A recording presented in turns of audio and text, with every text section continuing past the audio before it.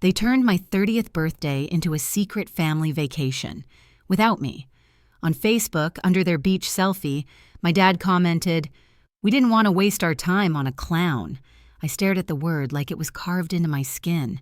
I'm Nan, I'm 30, and while I was setting tables for 100 guests on a rooftop in Atlanta, my own parents and twin sisters, Ava and Alexis, were sipping margaritas in Miami, smiling like they'd just escaped prison. So I replied, "Then this clown doesn't want to spend money on you." They thought I was bluffing.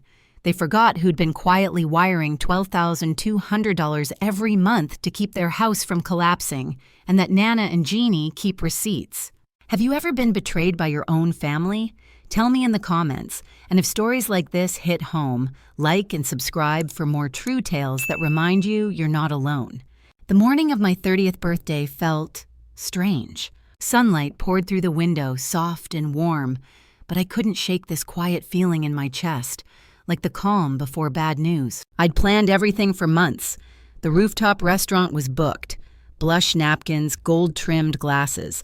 100 guests confirmed, including both my grandmothers who hadn't been in the same room in 5 years. That alone felt like a miracle. Except one group stayed silent, my family. Mom said, "We'll see." Dad sent a thumbs-up emoji. Ava and Alexis, nothing. Typical. They always rolled their eyes at what I did.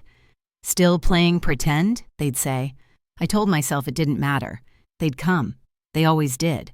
2 nights before the party, I opened Facebook. A blurry photo of my dad at the airport bar holding a margarita. Caption, "Finally free. Miami, here we come." I refreshed. Another post popped up. My sisters tagged at a beachside resort. My mom uploaded a boomerang of palm trees with Good Life playing in the background. No happy birthday. No wish you were here. Just freedom from me. At first, I sat there frozen, refreshing the screen like the story might change. Maybe it was a surprise. Maybe something went wrong. But the next morning proved me wrong. A group selfie, white outfits, cocktails, laughter. Caption, "So grateful to spend time with people who make life worth living." That line hit like a slap. My fingers shook as I typed one word, "Why?" Dad replied faster than I could breathe. "We didn't want to waste our time on a clown." It felt like my heartbeat stopped. Then I typed back, "Then this clown doesn't want to spend money on you." They went silent. 5 minutes later, my aunt messaged, "Don't stir things up, you're ruining the vibe." The vibe. That word burned. I set my phone down, stared at the wall, and felt something shift. No screaming, no tears, just the quiet kind of pain that changes a person. That was the moment I stopped chasing people who celebrated my absence. And for the first time, silence felt like power. Top of form, bottom of form. The party still happened, and it turned out perfect. Not because my family showed up, they didn't, but because everyone who mattered did. When I walked into that rooftop restaurant, I expected awkward smiles, maybe sympathy hugs. Instead, people cheered. My cousin drove 6 hours from Nashville. My best friend Jordan flew in on a red-eye just to surprise me. She even brought a video montage, clips from every shoot, every campaign, every late-night edit I'd ever done. When the screen flashed, "You made it," the whole room clapped. I didn't cry then, but my hands were shaking under the table. Still, in every quiet moment, my eyes drifted to my phone. No texts, no missed calls, nothing. They were in Miami, posting pictures with matching cocktails while I was cutting my birthday cake alone. But the weird thing, I didn't feel sad anymore. I felt done.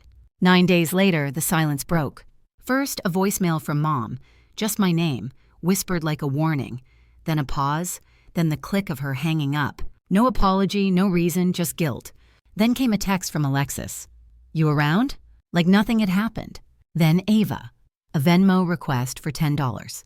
Caption, "Lunch, LOL." I actually laughed, out loud. They really thought I'd moved on that fast, that I was still the same daughter, the same sister who paid their bills in the background while pretending it didn't hurt. By the end of the night, I had 7 missed calls, 5 from Mom, 2 from Dad.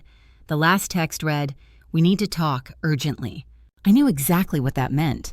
For over a year, I'd been sending them $1,200 a month, mortgage, groceries, bills.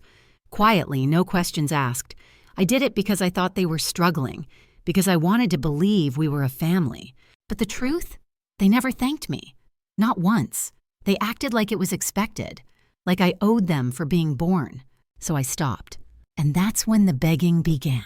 Mom texted again, saying the bank was calling, that she was disappointed in how cold I'd become. Ava called me petty. Alexis said I was taking it too far. I didn't respond. Because it wasn't about the money.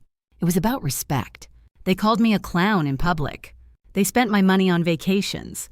And now, when the circus shut down, they were panicking because the lights went out. I didn't owe them an audience anymore. For the first time, I wasn't chasing love. I was protecting peace. And honestly, it felt better than any birthday party ever could. Days passed. Then a week. The calls didn't stop. Every night, the same pattern. Mom crying into the voicemail. Dad leaving urgent messages, Ava and Alexis pretending nothing had happened. It was exhausting, like watching people rehearse a guilt show they'd already ruined. Then came the note. Folded, messy handwriting, slipped into my mailbox. We're about to lose the house. Please, just one more month. I'm begging you.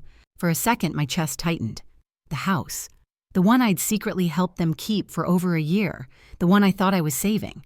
But that guilt didn't last long, because I remembered something, their Miami trip. The luxury hotel tags, the cabana photos, the overpriced meals they flaunted online. They had money. They just didn't have mine anymore. Still, something inside me needed the truth. So I called Nana. She answered on the first ring. Finally, she said, like she'd been waiting. I told her everything. The birthday, the Facebook post, the money. She didn't sound shocked. If anything, she sounded relieved. Then she said something that made my stomach drop. You do know your parents have been getting help from both of us, right? Both? I asked. Me and Grandma Jeannie, she said. We've both been sending them money for years, separately. Didn't even know about each other until recently. My hand froze on the counter. They'd played all of us.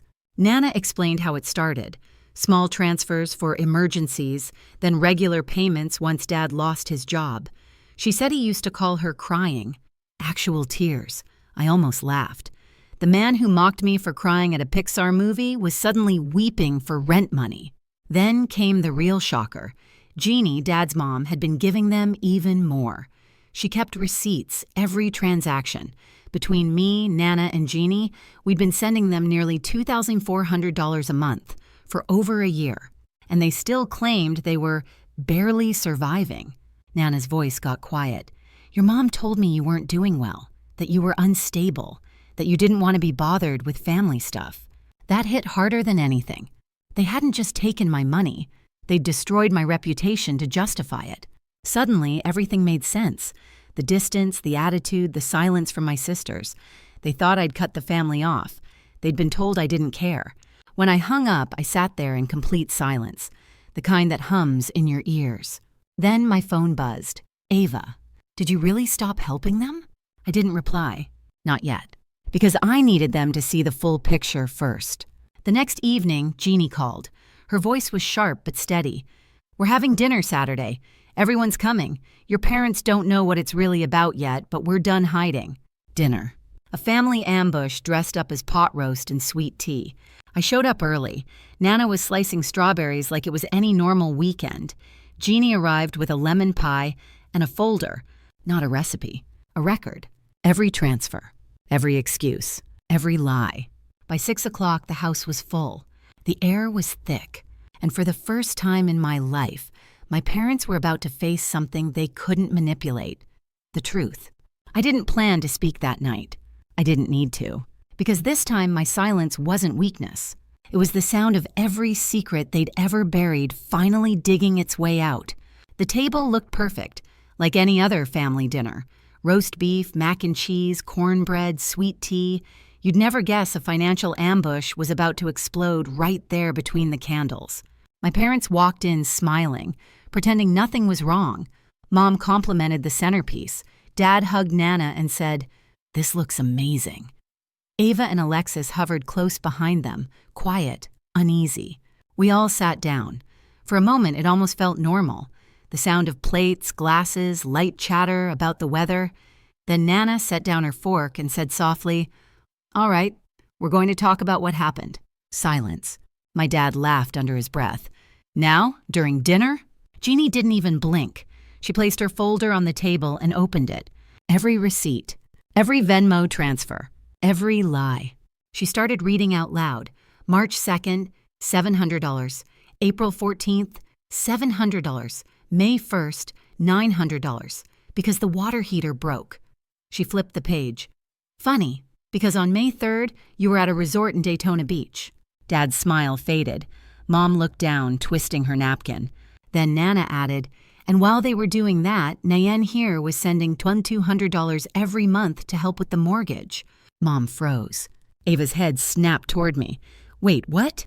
Nana continued. "They told us she refused to help, said she was unstable, said she didn't want to be bothered." My sisters went pale. Ava whispered, "They told us you ghosted them." Alexis nodded slowly. "They said you didn't want anything to do with us." I didn't say a word. I just looked at my parents. Mom finally spoke, voice trembling. "We didn't want to embarrass anyone." Jeannie slammed the folder shut. "You embarrassed yourselves." Ava stood up suddenly, hands shaking. "You lied to all of us. You took her money, our money, Nana's, Jeannie's." She reached into her bag and pulled out a paper. "You couldn't pay your mortgage, but you paid for a spa day. Champagne add-on included." Dad's jaw tightened. He didn't look up. That's when Jeannie leaned forward, her tone cold but calm. "Until you apologize to Nayen, publicly, truthfully, and sincerely, you're cut off. From me, from Nana, from everything. And if you lie again, we'll know." Nana nodded. "We're telling everyone, no more secrets, no more pity stories." Mom's lips quivered. "We were ashamed," she said finally. "You were doing better than us. It made us feel small." Tears welled up. Not the fake ones this time, the kind that sting because they're real. "We handled it wrong. We lied. We were jealous." Dad's voice cracked. "We were wrong." For the first time in my life, he didn't sound like a man defending himself. He sounded like a man who'd finally run out of excuses. I stood up slowly, picked up my plate, and said quietly, "Thank you. I needed to hear that." Then I carried my dish to the sink. The room stayed still. No one spoke. That night, I didn't forgive them. Not yet. But something shifted. For once, the truth wasn't hiding. They'd built their empire on guilt. And that night, it collapsed. Receipt by receipt, lie by lie. I didn't have to yell. I didn't have to fight. They destroyed themselves with their own stories. And I just sat there, finally free, watching the curtain fall.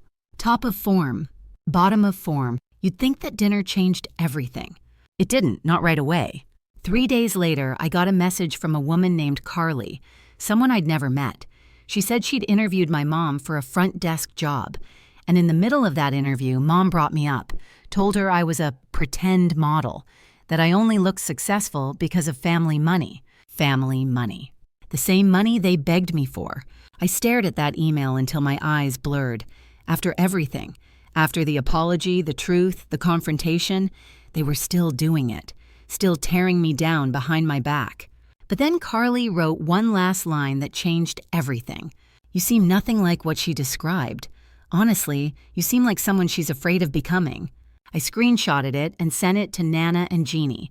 Within minutes, Jeannie called.